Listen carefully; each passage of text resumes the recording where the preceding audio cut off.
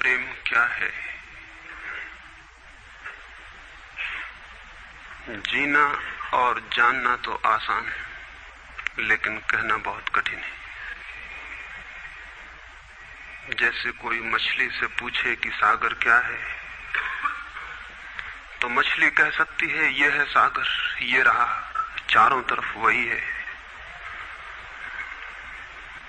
लेकिन कोई पूछे कि कहो क्या है, बताओ मत, तो बहुत कठिन हो जाएगा मछली को। आदमी के जीवन में भी जो श्रेष्ठ है, सुंदर है और सत्य है, उसे जिया जा सकता, जाना जा सकता, हुआ जा सकता, लेकिन कहना बहुत मुश्किल है। और दुर्घटना और दुर्भाग्य यह है कि जिसमें जिया जाना चाहिए, जिसमें हुआ जाना चाहिए, उसके संबंध में मनुष्य जाति 5-6 हजार वर्ष से केवल बातें कर रही है। प्रेम की बात चल रही है, प्रेम के गीत गाए जा रहे हैं, प्रेम के भजन गाए जा रहे हैं, और प्रेम का मनुष्य के जीवन में कोई स्थान नहीं है। अगर आदमी के भीतर खोजने जाएं तो प्रेम से ज्यादा असत्य शब्द दूसरा नहीं मिलेगा। और जिन लोगों ने प्रेम को असत्य सिद्ध कर दिया है और जिन्होंने प्रेम की समस्त धाराओं को अवरुद्ध कर दिया है, और बड़ा दुर्भाग्य यह है कि लोग समझते हैं वे ही प्रेम के जन्मदाता भी हैं। धर्म प्रेम की बातें करता है, लेकिन आज तक जिस प्रकार का धर्म मनुष्य जाति के ऊपर दुर्भाग्य की भांति छाया हुआ है, उस धर्म ने ही मनुष्य के जीवन से प्रेम के सारे द्वार बंद कर दिए। और न इस संबंध में पूरब और पश्चिम में कोई फर्क है, न हिंदुस्तान में और न अमेरिका में कोई फर्क है। मनुष्य के जीवन में प्रेम की धारा प्रकट ही नहीं हो पाई, और नहीं हो पाई तो हम दोष देते हैं कि मनुष्य ही बुरा है, इसलिए नहीं प्रकट हो पाई। हम दोष देते हैं कि मन ही जहर है, इसलिए प्रकट नहीं हो पाई। मन जहर नहीं है, और जो लोग मन को जहर कहते रहे, उन्होंने ही प्रेम को जहरीला कर दिया, प्रेम को प्रकट नहीं होने दिया। मन जहर हो कैसे सकता है? इस जगत में कुछ भी जहर नहीं है। परमात्मा के सारे उपक्रम में कुछ भी विष नहीं है, सब अमृत है। लेकिन आदमी ने सारे अमृत को जहर कर लिया है, और इस जहर करने में शिक्षक, साधु, संत और तथाकथित धार्मिक लोगों का सबसे ज्यादा हाथ है। इस बात को थोड़ा समझ लेना जरूरी है, क्योंकि अगर ये बात दिखाई न पड़े तो मनुष्य के जीवन में कभी भी प्रेम भविष्य में भी नहीं हो सकेगा। क्योंकि जिन कारणों से प्रेम नहीं पैदा हो सका है, उन्हीं कारणों को हम प्रेम प्रकट करने के आधार और कारण बना रहे हैं। हालतें ऐसी हैं कि गलत सिद्धांतों को अगर हजारों वर्ष तक दोहराया जाए तो फिर हम ये भूल ही जाते हैं कि सिद्धांत गलत हैं, और दिखाई पड़ने लगता है कि आदमी गलत है, क्योंकि उन सिद्धांतों को पूरा नहीं कर पा रहा है। मैंने सुना है एक सम्राट के महल के नीचे से एक पंखा बेचने वाला गुजरता था और जोर से चिल्ला रहा था कि अनूठे और अद्भुत पंखे मैंने निर्मित किए हैं। ऐसे पंखे कभी भी नहीं बनाए गए, ये पंखे कभी देखे भी नहीं गए हैं। सम्राट ने खिड़की से झांक के देखा कि कौन है जो अनूठे पंखे ले आया। सम्राट के पास सब तरह के पंखे थे, दुनिया के कोने कोने में जो मिल सकते थे। और नीचे देखा, गलियारे में खड़ा हुआ एक आदमी, साधारण 2-2 पैसे के पंखे होंगे, और चिल्ला रहा है कि अनूठे, अद्वितीय। उस आदमी को ऊपर बुलाया और पूछा कि इन पंखों में क्या खूबी है, दाम क्या है इन पंखों के? उस पंखे वाले ने कहा कि महाराज, दाम ज्यादा नहीं है, पंखे को देखते हुए दाम बहुत कम है, सिर्फ 100 रुपए का पंखा है। सम्राट ने कहा 100 रुपए? ये 2 पैसे का पंखा जो बाजार में जगह जगह मिलता है, 100 रुपए दाम, क्या है इसकी खूबी? उस आदमी ने कहा खूबी, ये पंखा 100 वर्ष चलता है, 100 वर्ष के लिए गारंटी है, 100 वर्ष से कम में खराब नहीं होता है। सम्राट ने कहा, इसको देख के तो ऐसा लगता है कि सप्ताह भी चल जाए, पूरा तो मुश्किल। धोखा देने की कोशिश कर रहे हो, सरासर बेईमानी, और वो भी सम्राट के सामने।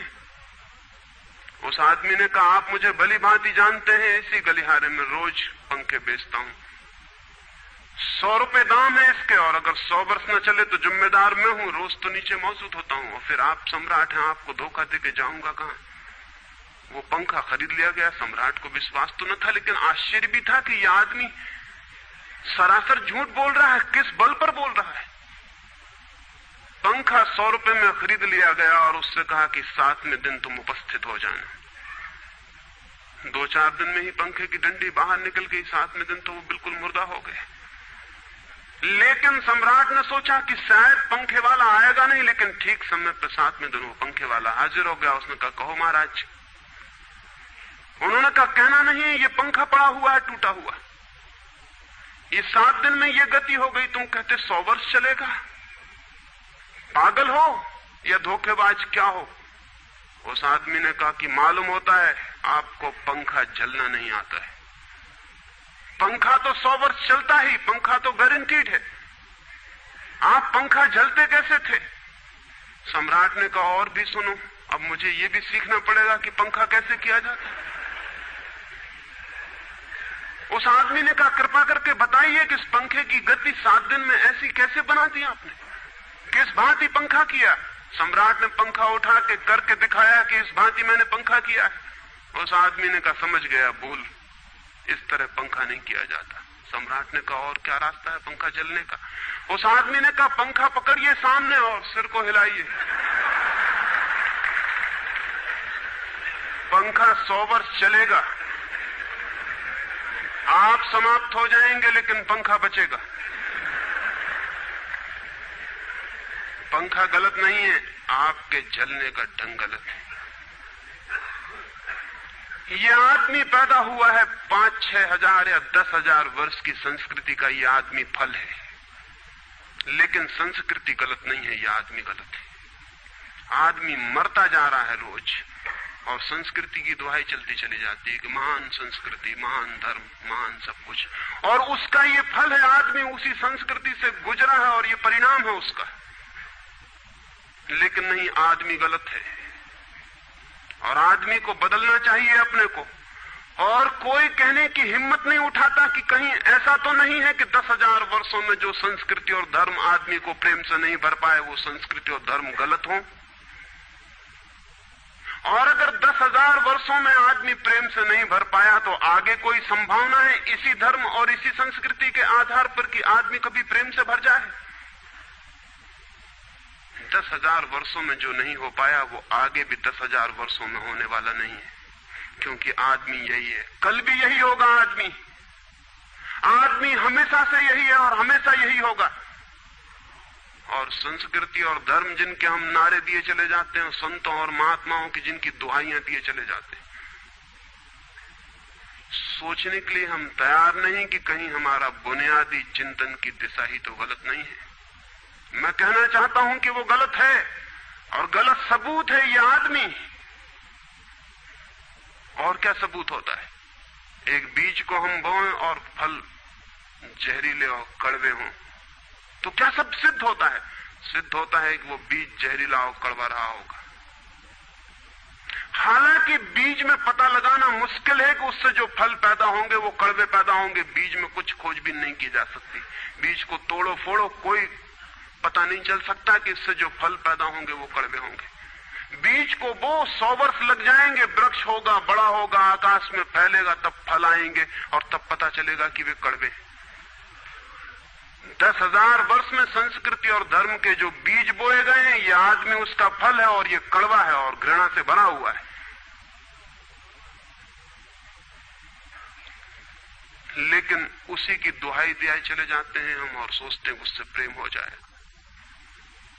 मैं आपसे कहना चाहता हूं, उससे प्रेम नहीं हो सकता है, क्योंकि प्रेम के पैदा होने की जो बुनियादी संभावना है, धर्मों ने उसकी ही हत्या कर दी है और उसमें ही जहर घोल दिया है।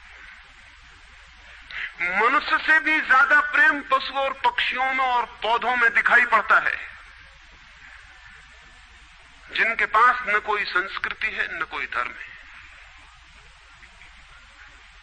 संस्कृत और सुसंस्कृत और सभ्य मनुष्यों की बजाय असभ्य और जंगल के आदमी में ज्यादा प्रेम दिखाई पड़ता है, जिसके पास न कोई विकसित धर्म है, न कोई सभ्यता है, न कोई संस्कृति है। जितना आदमी सभ्य, सुसंस्कृत और तथाकथित धर्मों के प्रभाव में मंदिरों और चर्चों में प्रार्थना करने लगता, उतना ही प्रेम से शून्य क्यों होता चला जाता?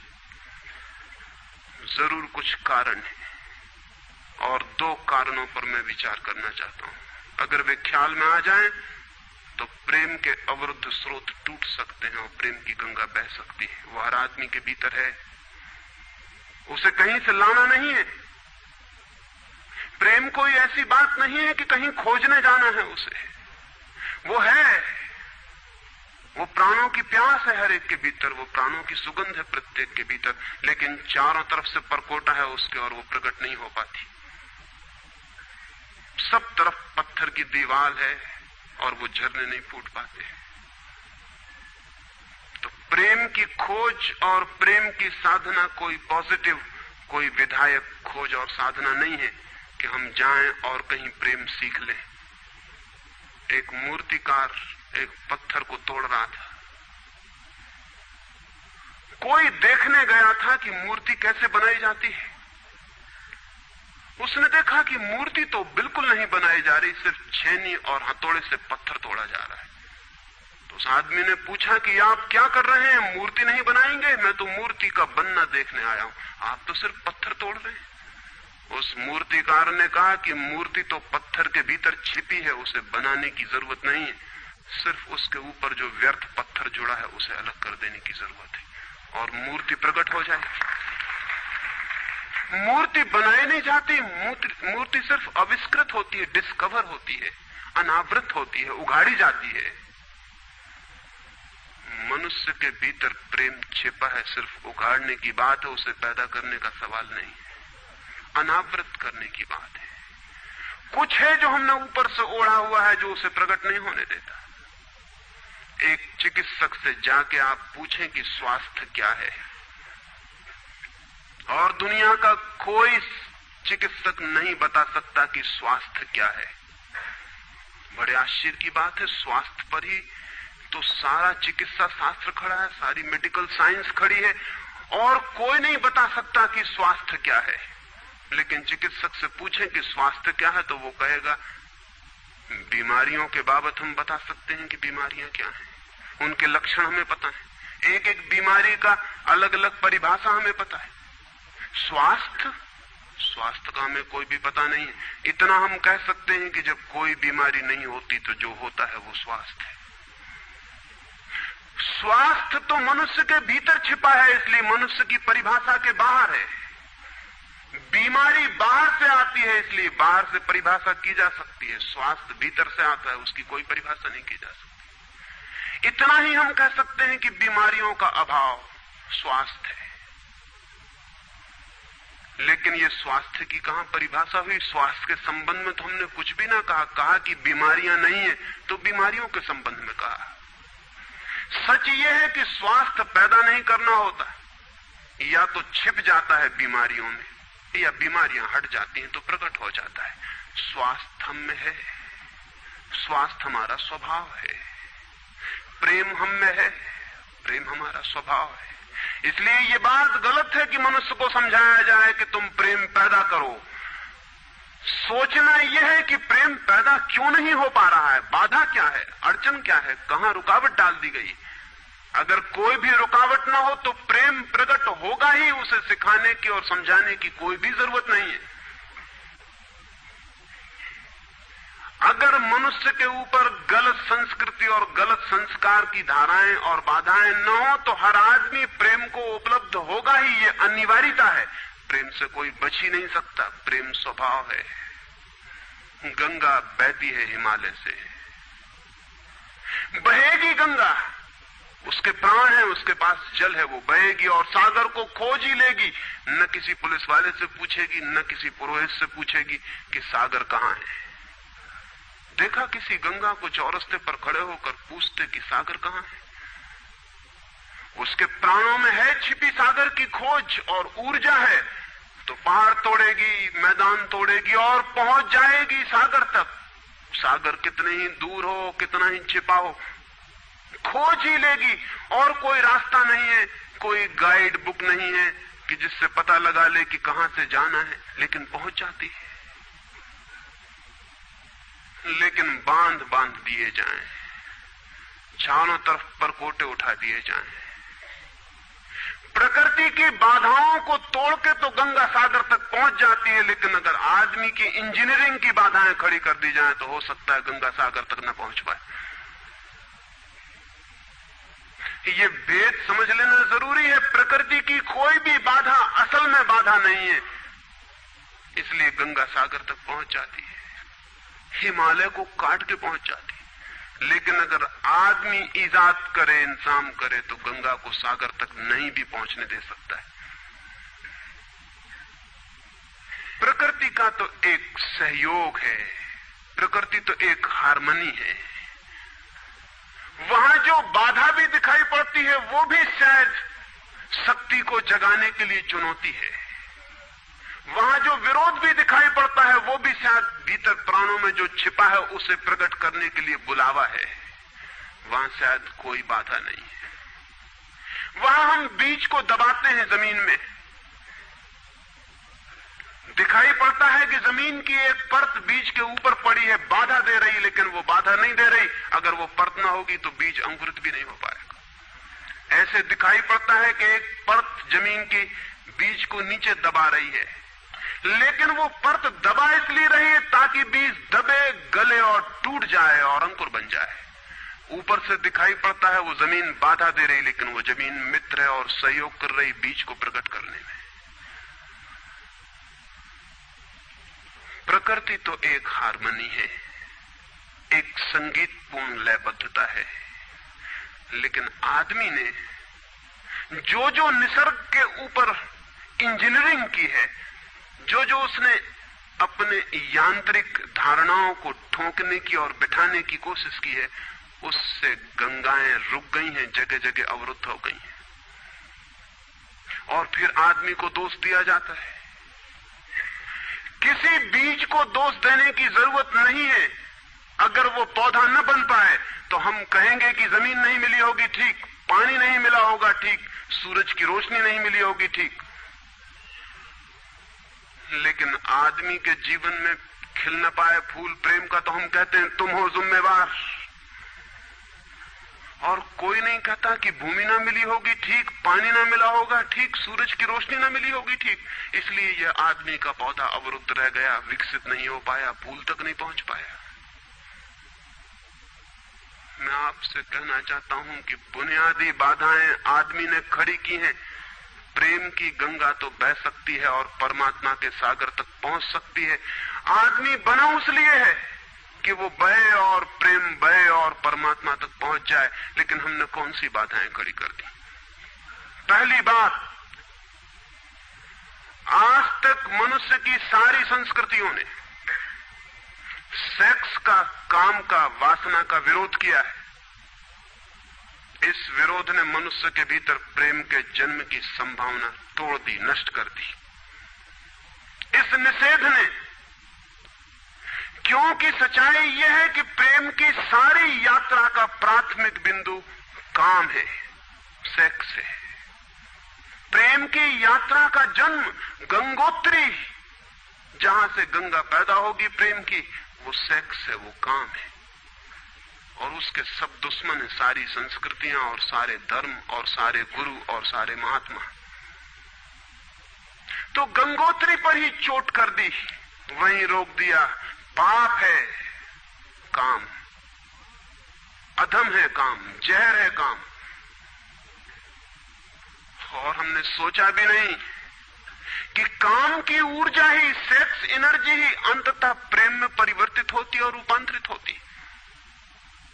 प्रेम का जो विकास है वो काम की शक्ति का ही ट्रांसफॉर्मेशन है, वो उसी का रूपांतरण है। एक कोयला पड़ा हो और आपको ख्याल भी नहीं आएगा कि कोयला ही रूपांतरित होकर हीरा बन जाता है।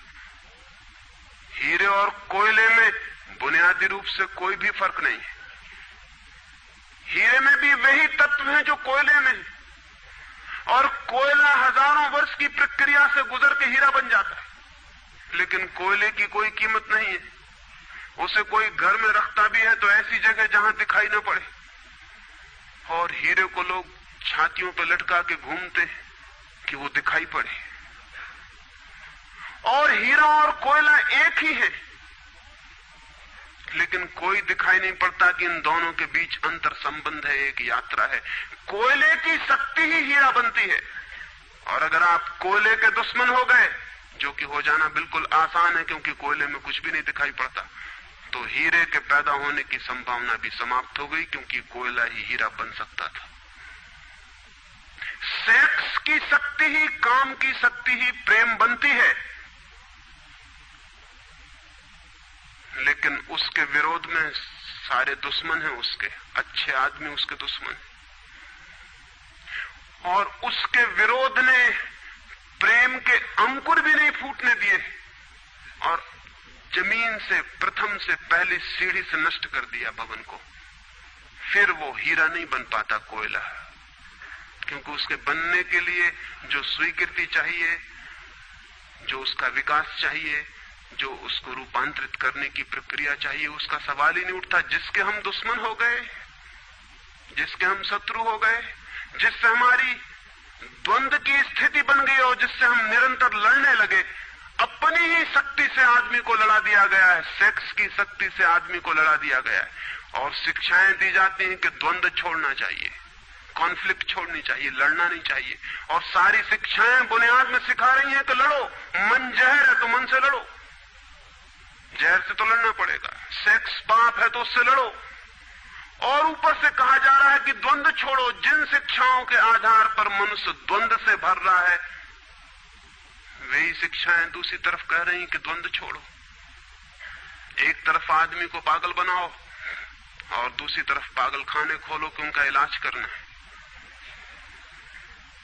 एक तरफ कीटाणु फैलाओ बीमारियों के, और फिर अस्पताल खोलो कि बीमारियों का इलाज यहां किया जाता है। एक बात समझ लेनी जरूरी है संबंध में, मनुष्य कभी भी काम से मुक्त नहीं हो सकेगा। काम उसके जीवन का प्राथमिक बिंदु है, उसी से जन्म होता है। परमात्मा ने काम की शक्ति को ही, सेक्स को ही सृष्टि का मूल बिंदु स्वीकार किया है। और परमात्मा जिसे पाप नहीं समझ रहा, महात्मा उसे पाप बता रहे हैं। अगर परमात्मा उसे पाप समझता है तो परमात्मा से बड़ा पापी इस पृथ्वी पर, इस जगत में, इस विश्व में कोई भी नहीं है। फूल खिला हुआ दिखाई पड़ रहा है। कभी सोचा है कि फूल का खिल जाना भी सेक्सुअल एक्ट है? फूल का खिल जाना भी काम की एक घटना है, वासना की एक घटना है। फूल में है क्या उसके खिल जाने में? उसके खिल जाने में कुछ भी नहीं है।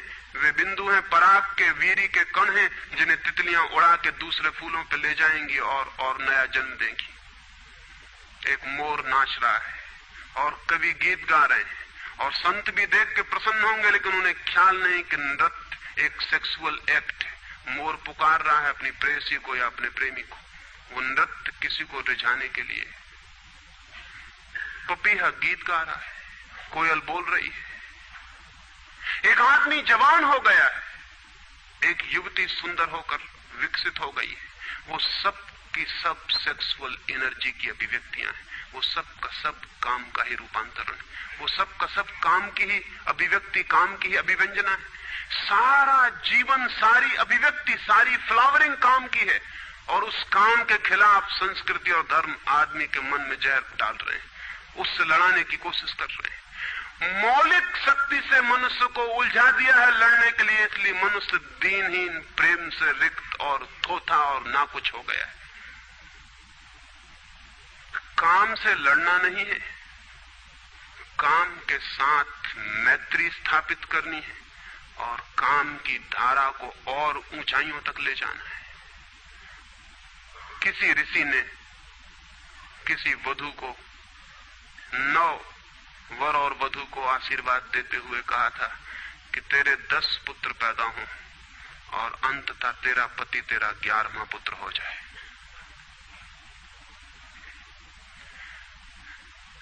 वासना रूपांतरित हो तो पत्नी मां बन सकती है, वासना रूपांतरित हो तो काम प्रेम बन सकता है, लेकिन काम ही प्रेम बनता है।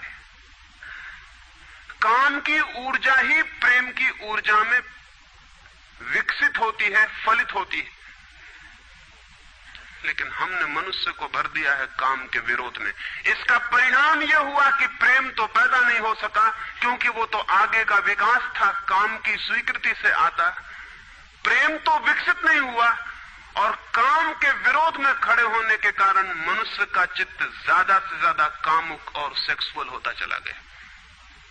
हमारे सारे गीत, हमारी सारी कविताएं, हमारे चित्र, हमारी पेंटिंग्स, हमारे मंदिर, हमारी मूर्तियां सब घूम फिर के सेक्स के आसपास केंद्रित हो गई। हमारा मन ही सेक्स के आसपास केंद्रित हो गया। इस जगत में कोई भी पशु मनुष्य की भांति सेक्सुअल नहीं है। मनुष्य 24 घंटे सेक्सुअल हो गया। उठते बैठते सोते जागते सेक्स ही सब कुछ हो गया। उसके प्राण में एक घाव हो गया, विरोध के कारण, दुश्मनी के कारण, शत्रुता के कारण। जो जीवन का मूल था उससे मुक्त तो हुआ नहीं जा सकता था, लेकिन उससे लड़ने की चेष्टा में सारा जीवन रुग्ण जरूर हो सकता था, वो रुग्ण हो गया है। और ये जो मनुष्य जाति इतनी ज्यादा कामुक दिखाई पड़ रही है, इसके पीछे तथाकथित धर्मों और संस्कृति का बुनियादी हाथ है। इसके पीछे बुरे लोगों का नहीं, सज्जनों और संतों का हाथ है। और जब तक मनुष्य जाति सज्जनों और संतों के इस अनाचार से मुक्त नहीं होती, तब तक प्रेम के विकास की कोई संभावना नहीं। मुझे एक घटना याद आती है। एक फकीर अपने घर से निकला था, किसी मित्र के पास मिलने जा रहा है। निकला है कि घोड़े पर उसका चढ़ा हुआ एक बचपन का दोस्त घर आके सामने खड़ा हो गया। उसने कहा कि दोस्त तुम घर पे रुको, वर्षों से प्रतीक्षा करता था कि तुम आओगे तो बैठेंगे और बात करेंगे, और दुर्भाग्य कि मुझे किसी मित्र से मिलने जाना है। मैं वचन दे चुका हूं तो मैं वहां जाऊंगा, घंटे भर में जल्दी से जल्दी लौट आऊंगा, तब तक तुम विश्राम करो। उसके मित्र ने कहा कि मुझे तो चैन नहीं है, अच्छा होगा कि मैं तुम्हारे साथ ही चला चलूं। लेकिन उसने कहा कि मेरे कपड़े सब गंदे हो गए धूल से रास्ते की, अगर तुम्हारे पास कुछ अच्छा कपड़ा हो तो मुझे दे दो, तो मैं डाल लूं और साथ हो जाऊं। निश्चित था उस फकीर के पास किसी सम्राट ने उसे एक बहुमूल्य कोट, एक पगड़ी और धोती भेंट की थी। उसने संभाल के रखी थी, कभी जरूरत पड़ेगी तो पहनूंगा। वो जरूरत नहीं आई थी, निकाल के ले आया खुशी में। मित्र ने जब पहन ली तब उसे थोड़ी ईर्ष्या पैदा हुई। मित्र ने पहन के तो मित्र सम्राट मालूम होने लगा। बहुमूल्य कोट था, पगड़ी थी, धोती थी, शानदार जूते थे, और उसके सामने वो फकीर बिल्कुल ही नौकर चाकर दीनहीन दिखाई पड़ने लगा। उसने सोचा है तो बड़ा मुश्किल हुआ है, तो बड़ा गलत हुआ। जिनके घर में ले जाऊंगा ध्यान इस पर जाएगा, मुझ पर किसी का भी ध्यान जाएगा नहीं। अपने ही कपड़े, और आज अपने ही कपड़ों के कारण मैं दीनहीन हो जाऊंगा। लेकिन बार बार मन को समझाया कि मैं फकीर हूं, आत्मा परमात्मा की बात करने वाला, क्या रखा है कोट में पगड़ी में, छोड़ो, पहने रहने तो कितना फर्क पड़ता है। लेकिन जितना समझाने की कोशिश की कि कोट पगड़ी में क्या रखा है, कोट पगड़ी ही उसके मन में घूमने लगी। मित्र दूसरी बात करने लगा, लेकिन वो भीतर तो, ऊपर तो कुछ और दूसरी बातें कर रहा है, लेकिन वहां उसका मन नहीं है, भीतर उसे बस कोट और पगड़ी। रास्ते पर जो भी आदमी देखता है उसको कोई भी नहीं देखता, मित्र की तरफ सबकी आंखें जाती हैं। वो बड़ा मुश्किल में पड़ गया कि तो आज अपनी भूल कर ली, अपने हाथ से भूल कर ली। जिनके घर जाना था वहां पहुंचा, जाके परिचय दिया कि मेरे मित्र हैं, जमाल, बचपन के दोस्त हैं, बहुत प्यारे आदमी हैं। और फिर अचानक अनजाने मुंह से निकल गया कि रह गए कपड़े, सो कपड़े मेरे हैं। क्योंकि मित्र भी जिनके घर गए थे वो भी उसके कपड़ों को देख रहे थे, और भीतर उसके चल रहा था कोट पगड़ी, मेरी कोट पगड़ी, और उन्हीं की वजह से मैं परेशान हो रहा हूं। निकल गया मुंह से कि रह गए कपड़े, कपड़े मेरे। मित्र भी हैरान हुआ, घर के लोग भी हैरान हुए कि ये क्या पागलपन की बात है। ख्याल उसको भी आया बोल जाने के बाद, तब पछताया कि तो भूल हो गई, पछताया तो और दबाया अपने मन को, बाहर निकल के क्षमा मांगने लगा कि क्षमा कर दो, बड़ी गलती हो गई। मित्र ने कहा मैं तो हैरान हुआ कि तुमसे निकल कैसे गया। उसने कहा कि कुछ नहीं, सिर्फ जबान की चूक हो गई। हालांकि जबान की चूक कभी